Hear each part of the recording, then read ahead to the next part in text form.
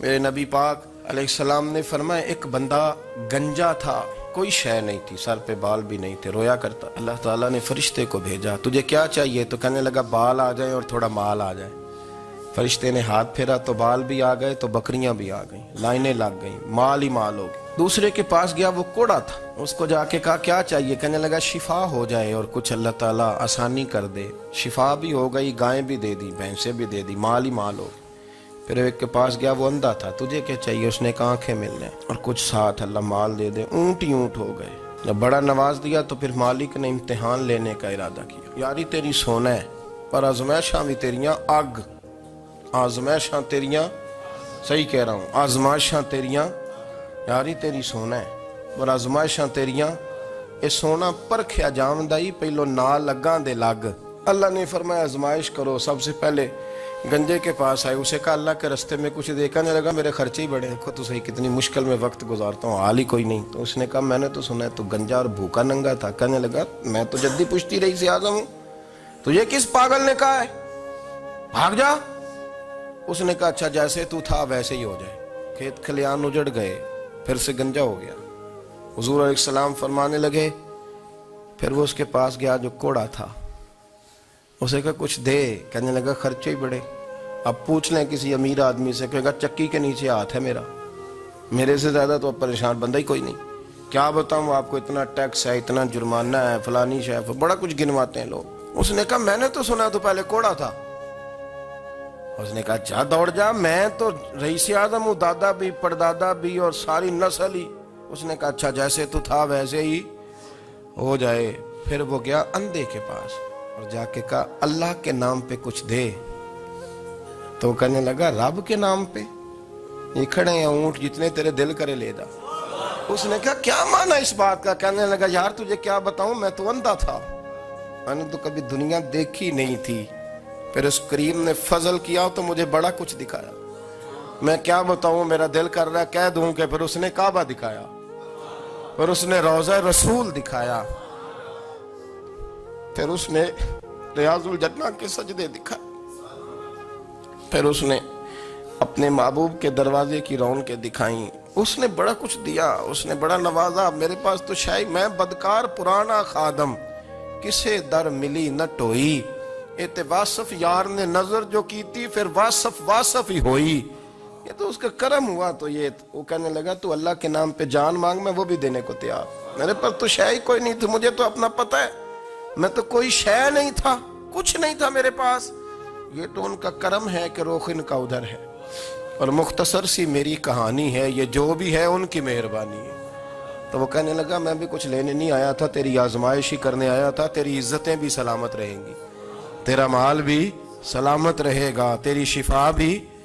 اپنی زندگی میں کبھی بھی اللہ کی بارگاہ سے توجہ ادھر ادھر نہ کریں، چھوڑیں لوگ کیا کر رہے ہیں، دنیا کیا کہہ رہی، کبھی بھی اپنی توجہ دائیں۔ ہمارا یہ مسئلہ بن گیا کہ ہماری سیاست ہے، ہماری دنیا داری ہے، ہم بندوں کو راضی کرنا چاہتے ہیں، ہم دیکھتے ہیں کون کس طرح، اور آپ یقین کریں آپ تھک جائیں گے، بندے راضی نہیں ہوں گے، وہ نہیں راضی ہوتے، آپ ان کو منا کے لائیں گے تو ادھر والے نکل جائیں گے، ادھر کو منائیں گے تو ادھر والے نکل جائیں گے۔ اس چکر سے باہر آئیں، اس رب کو راضی کریں جو فرماتا ہے ان الذین آمنوا وعملوا الصالحات سیجعل لهم الرحمن ودا۔ فرمایا تو ایمان لانے کے بعد نیک عمل کر، میں لوگوں کے دلوں میں تیری محبت پیدا کر دوں گا۔ رحمان لوگوں کے دلوں میں محبت ڈال دے گا، اللہ لوگوں کے دلوں میں۔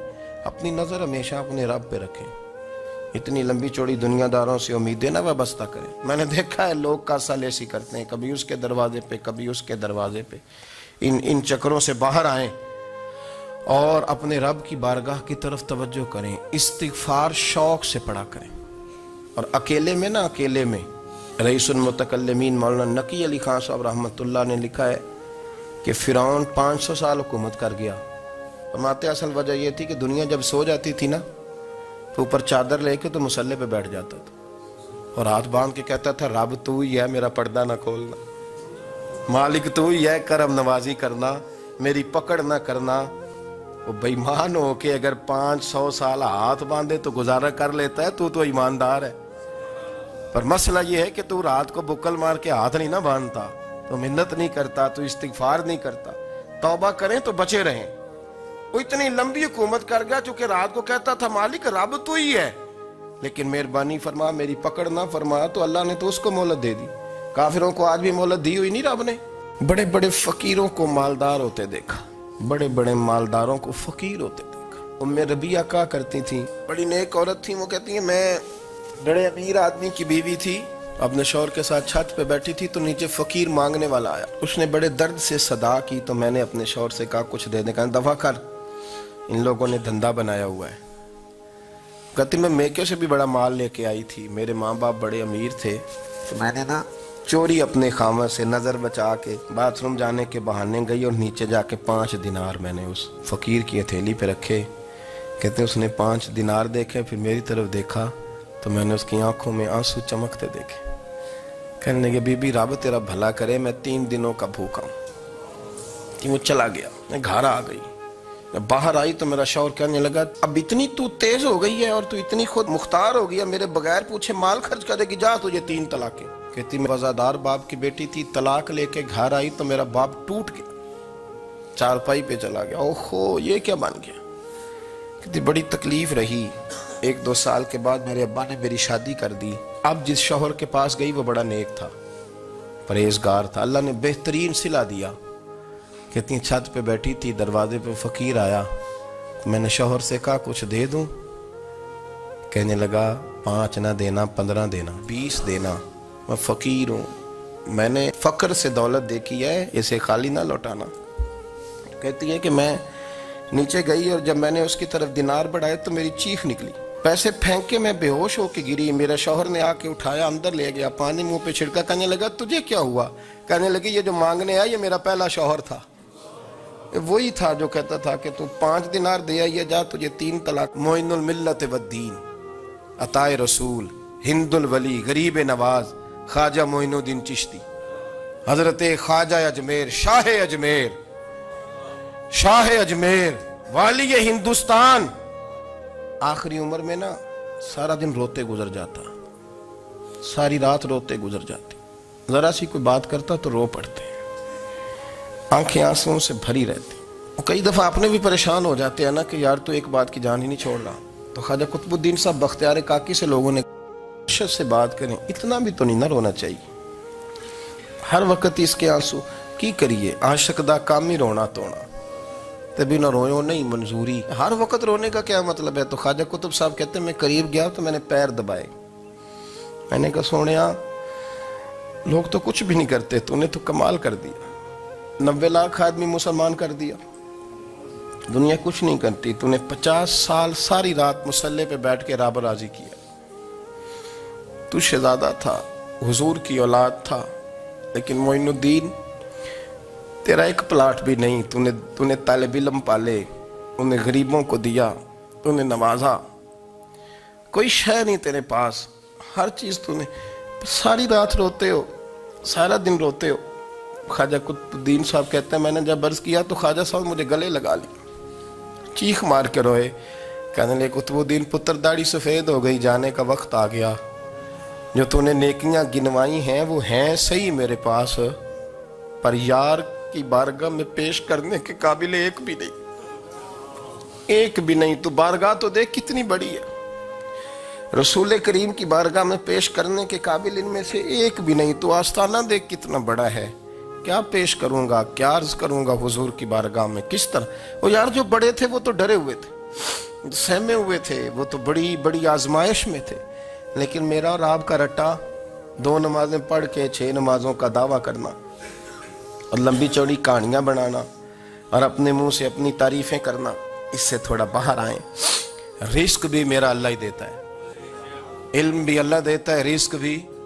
حضرت سیدنا امام اعظم ابو حنیفہ رحمۃ اللہ تعالیٰ علیہ کے ساتھ ایک شخص کہتا میں نے نماز پڑھی تو عشاء کی نماز تھی، یہ جو لوگ بڑے ہوتے ہیں نا، جن کے پیار کرنے والے بڑے ہوتے ہیں، ان کے گرد خوف بھی بڑا ہی ہوتا ہے، انہیں بڑا ڈر لگتا ہے، بڑی بعض اوقات آزمائش ہوتی ہے۔ عشاء کی نماز کہتے پڑھی تو امام صاحب نے نا عشاء کی نماز میں تلاوت کی آیتیں فَمَن يَعْمَلْ مِثْقَالَ ذَرَّةٍ خَيْرًا يَرَهُ وَمَن يَعْمَلْ مِثْقَالَ ذَرَّةٍ شَرًّا يَرَهُ، فرمایا جو ذرہ برابر خیر کرے گا وہ بھی قیامت میں دیکھے گا، اور جو ذرہ برابر شر کرے گا وہ بھی قیامت میں اس شر کو دیکھے گا اس کے سامنے آئے گا.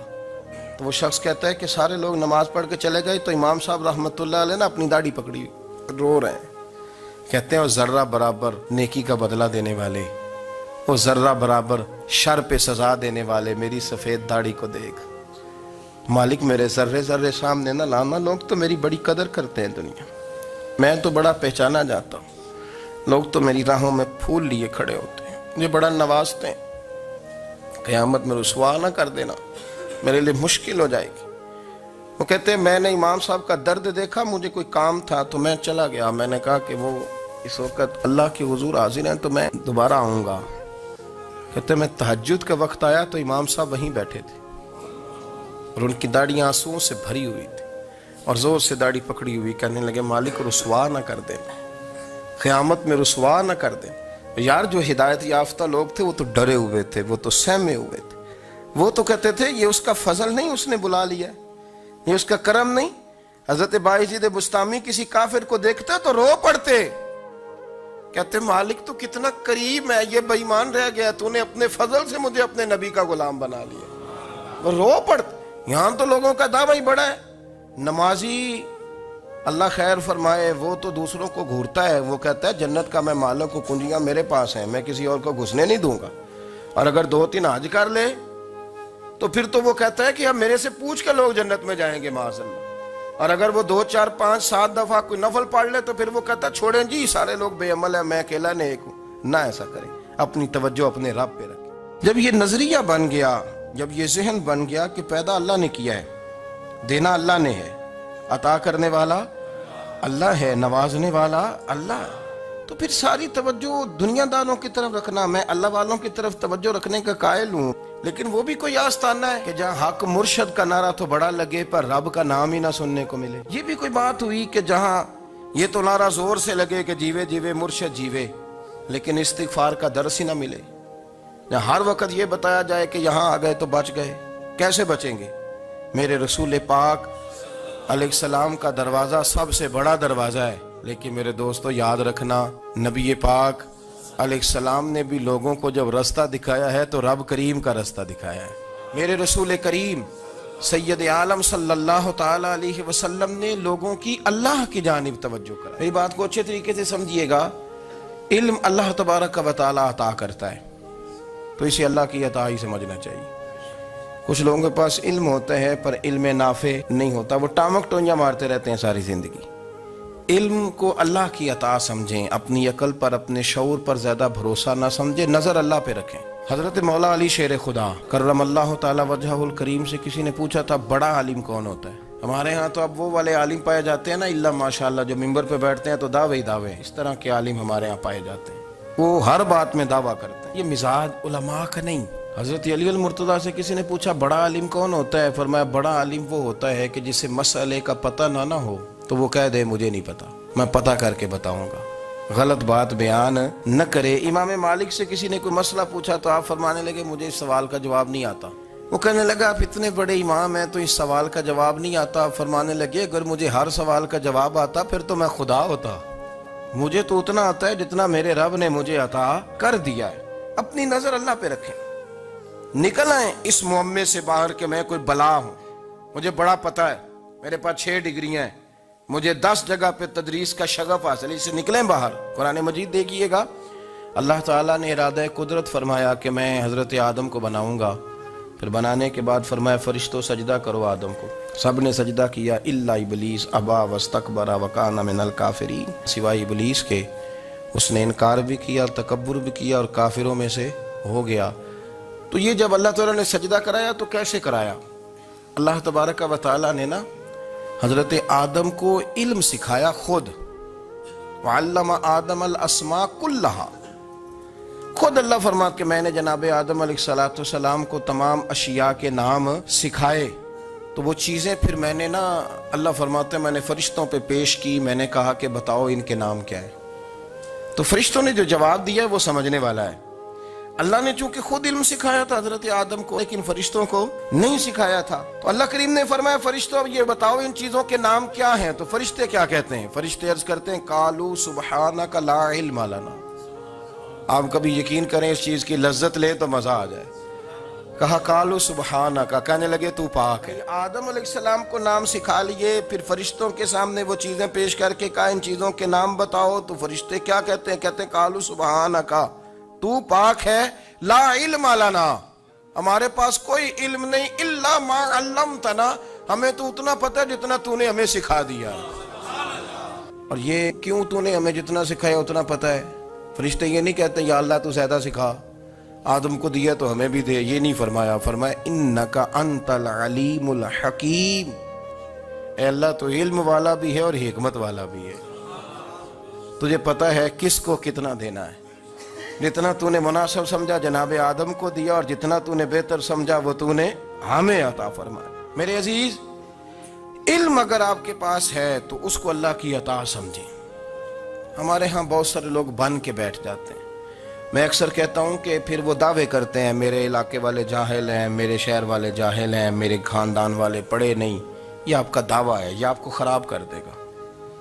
ہم نے بہت سارے ایسے لوگ دیکھے جو بہت بڑے عالم تھے، لیکن اللہ جب لینے پہ آیا تو عقل ہی لے گیا، شعور ہی چلا گیا، حافظے ختم ہو گئے۔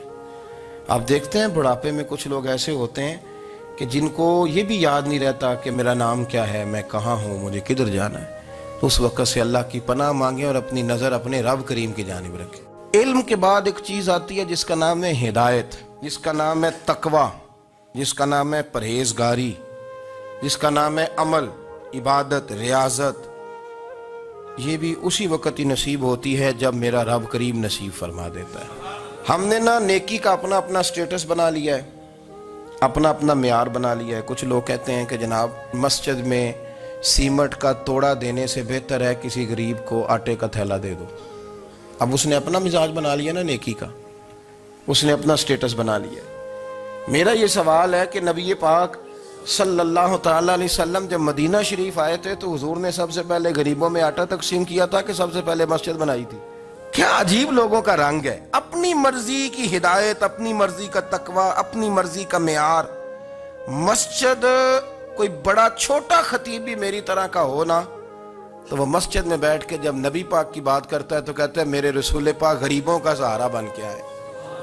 وہ غریبوں کی بات کرتا ہے، مسکینوں کی، لاچاروں کی، کمزوروں کی بات۔ تو مسجد ہی تو وہ ادارہ ہے جہاں سے غریبوں کی بات ہو رہی۔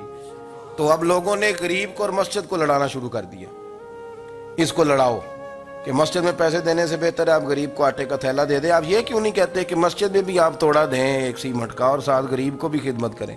یہ کیوں نہیں تقویٰ؟ اپنی اپنی مرضی کا مزاج، اپنی اپنی۔